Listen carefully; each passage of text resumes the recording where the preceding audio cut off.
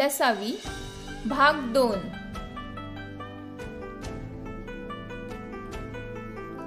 दोन संख्या आणि त्यांचा लसावी व मसावी यामधील संबंध. नंबर 1. संख्यांचा लसावी गुणिले मसावी बरोबर दोन संख्यांचा गुणाकार. परीक्षेमध्ये असे प्रश्न असतात. संख्यांचा लसावी आणि मसावी दिलेला असतो आणि दोन संख्यांचा गुणाकार विचारलेला असतो.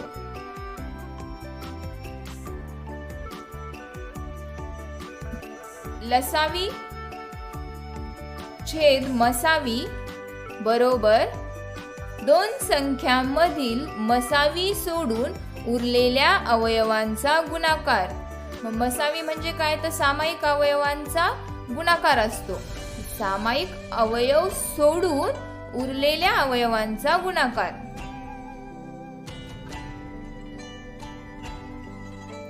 अपूर्णांकांचा लसावी मसावी. अपूर्णांकांचा लसावी मसावी ओळखण्यासाठी खालील सूत्रांचा उपयोग करावा. अपूर्णांकांचा लसावी बरोबर अंशांचा लसावी भागिले छेदांचा मसावी. अपूर्णांकांचा लसावी काढताना दिलेल्या अंशांचा लसावी काढावा लागतो तर छेदांचा मसावी काढावा लागतो. त्याचप्रमाणे अपूर्णांकांचा मसावी बरोबर अंशाचा मसावी भागिले छेदांचा लसावी. हे शब्द व्यवस्थित लक्षात ठेवा. लसावी जर काढायचा असेल तर अंशांचा लसावी करतात, मसावी काढायचा असेल तर अंशाचा मसावी करतात.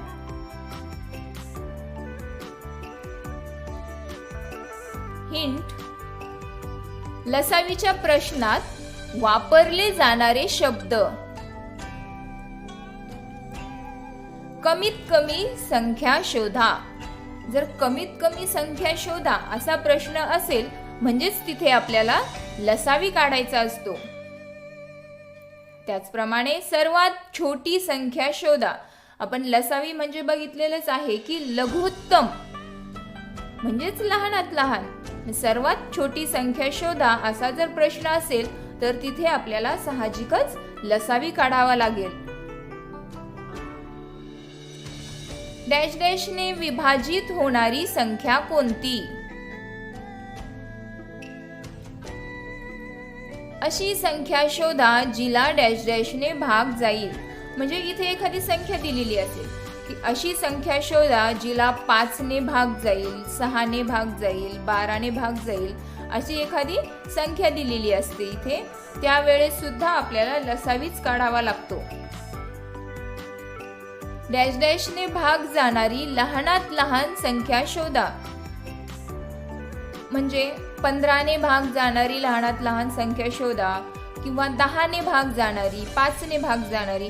अशी इथे या डॅश डॅशच्या जागी कोणतीही संख्या ते देऊ शकतात.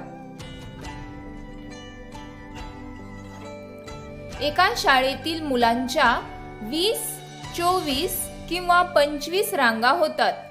तर शाळेतील कमीत कमी मुले किती? बघा इथे विचारलेलं आहे कमीत कमी मुले किती. म्हणजेच आपण इथे काय करणार आहोत? लसावी काढणार आहोत. कमीत कमी मुलांची संख्या काढण्यासाठी इथे लसावी काढावी लागेल. 20, 24, 25. 2 ने भाग देऊ. 10, 12 आणि 25 जशास तसे. पुन्हा 2 ने 5, 6, 25 जशास तसे. 3 ने 5, इथे 2, 3 दुणे 6 आणि इथे 25. 2 ने बेक बे 25. आता 5 ने भाग देणार आहोत. 5 एक 5 हा 1 आणि इथे 5 5 25. पुन्हा 5 ने म्हणजे तीनही संख्यांच्या खाली 1 1 1 आलेले आहेत. हे आहेत विभाज्य. या विभाज्यांचा गुणाकार म्हणजेच लसावी. मग ही लसावी म्हणजेच काय आहे, तर शाळेतील कमीत कमी मुले, म्हणून 600 हे बरोबर उत्तर आहे. एका टोपलीतील फुलांचे 10, 12 व 15 फुलांचे हार होऊन प्रत्येक वेळी 2 फुले उरतात, तर टोपलीत किमान म्हणजेच कमीत कमी किती फुले असतील. इथे सुद्धा आपल्याला कमीत कमी विचारलेले आहे. कमीत कमी फुलांची संख्या काढण्यासाठी येथे लसावी काढावी लागेल. या संख्यांची आपण लसावी काढणार आहोत, त्यासाठी त्यांना अगोदर 2 ने भाग देऊ. आता 3 ने, 3 2 6 आणि 3 5 15, 5 ने आणि आता 2 ने भाग दिल्यावर सर्वांच्या शेवटी 1 ही संख्या येईल. या विभाज्यांचा गुणाकार म्हणजे आहे लसावी, तो आहे 60. परंतु विचारलं काय आहे, तर हार होऊन प्रत्येक वेळी 2 फुले उरतात. म्हणजे 10 फुलांचा एक हार, 12 फुलांचा एक हार, 15 फुलांचा एक हार, असे हार बनवले तर 2 फुले ही नेहमी उरतात.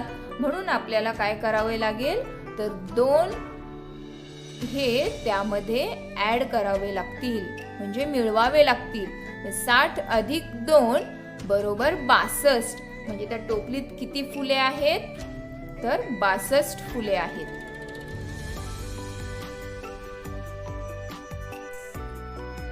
बारा, 18, 21 व 28 ने विभाजित होणारी 4 अंकी संख्या कोणती?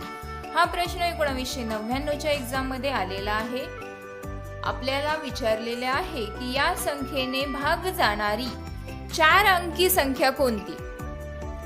आपल्याला अंक सुद्धा दिलेले आहेत की 4 अंकी संख्या कोणती. यासाठी आपण या चौघांचा लसावी काढून घेणार आहोत.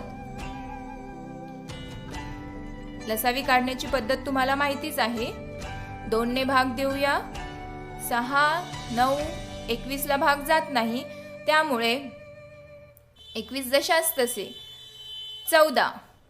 आता पुन्हा 2 ने भाग देऊया. 3, 9, 21, 7. 3 ने भाग देणार आहोत. पुन्हा 3 ने 1, 1, 7, 7. आता 7 ने भाग देऊया, त्यामुळे शेवटी 1, 1, 1, 1 या संख्या आलेल्या आहेत.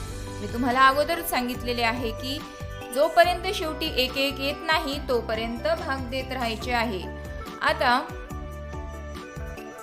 लसावी बरोबर म्हणजेच या सर्व विभाज्यांचा गुणाकार.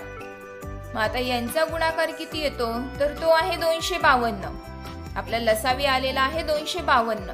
हा 3 अंकी आहे आणि इथे पर्याय तर सर्व 4 अंकी आहे. 252 पर्यायामध्ये नाही. आपल्याला 4 अंकी संख्या शोधायची आहे. मग इथेच आपलं उत्तर संपलेलं आहे का? नाही, तर हा फक्त लसावी आलेला आहे. आता या लसावीची आपल्याला पट वाढवावी लागेल. पट वाढवणं म्हणजे काय, तर त्याचा पाढा पुढे नेणं. जर आपण 252 या संख्येला 10 ने गुणाकार केला तर काय होईल, उत्तर येईल 2520. ही सुद्धा छोटी संख्या होत आहे.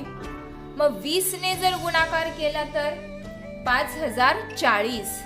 ही सुद्धा छोटी संख्या होत आहे. या संख्यांनी विभाजित होणारी 4 अंकी संख्या बरोबर 252 गुणिले 30. आपण काय करणार आहोत, इथे 30 ने गुणाकार करणार आहोत आणि उत्तर येईल 7560. 7560 हे बरोबर उत्तर आहे. 2 संख्यांचा मसावी व लसावी 4 व 48 आहे. एक संख्या अनुक्रमे 16 आहे तर दुसरी संख्या कोणती? हा प्रश्न सुद्धा 1994च्या परीक्षेमध्ये आलेला आहे. आपल्याला इथे मसावी आणि लसावी दिलेली आहे आणि एक संख्या दिलेली आहे. तर आपल्याला दुसरी संख्या काढायची आहे. त्यासाठी सूत्र आहे संख्यांचा मसावी गुणिले लसावी बरोबर 2 संख्यांचा गुणाकार. इथे मसावी गुणिले लसावी किंवा लसावी गुणिले मसावी कसेही घेतले तर चालते. समजा दुसरी संख्या a आहे. दुसरी संख्या आपल्याला दिलेली नाही त्यामुळे आपण ती a मानूयात. 4 गुणिले 48 बरोबर 16 गुणिले a. 4 म्हणजेच मसावी, 48 म्हणजे लसावी. 16 ही एक संख्या दिलेली आहे आणि दुसरी संख्या आपण a मानलेली आहे. a बरोबर 4 गुणिले 48 भागिले 16. हे 16 a सोबत गुणिले आहेत, ते इकडे जाताना काय होतात? भागिले. यांचा भागाकार करून घेऊया. 16 एक 16 आणि 16 त्रिक 48. a बरोबर 12. 4 त्रिक 12. मग a ही काय म्हटलं होतं आपण? ती दुसरी संख्या. म्हणून दुसरी संख्या बरोबर आहे 12.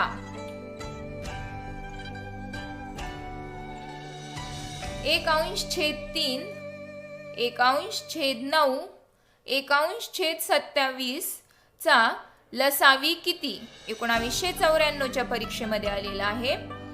आता आपल्याला हे अपूर्णांक दिलेले आहेत, यांचा आपण लसावी काढणार. मग अपूर्णांकांचा लसावी बरोबर अंशांचा लसावी भागिले छेदांचा मसावी. अंशांचा लसावी भागिले छेदांचा मसावी. अंशांचा लसावी काढण्यासाठी अंश हे सारखेच आहेत, एक आहेत, त्यामुळे अंशांचा लसावी हा एकच येणार. आपण अगोदरच्या व्हिडिओमध्ये बघितलेला आहे की समान संख्यांचा लसावी जर काढायचा असेल तर तो तीच संख्या येते. मग आपण आता छेदांचा मसावी काढूया. 3, 9, 27 यांचा मसावी. 3 एक 3, 3 त्रिक 9, 3 नम 27. अपूर्णांकांचा लसावी बरोबर 1/3. इथे आपण थांबलो आहोत कारण 1 ला कोणत्याच संख्येने भाग जात नाही, म्हणून या तीनही संख्या एकाच पाड्यात येणार नाही. म्हणजेच मसावी आला 3 आणि अंशांचा लसावी 1, म्हणजेच उत्तर आहे 1/3.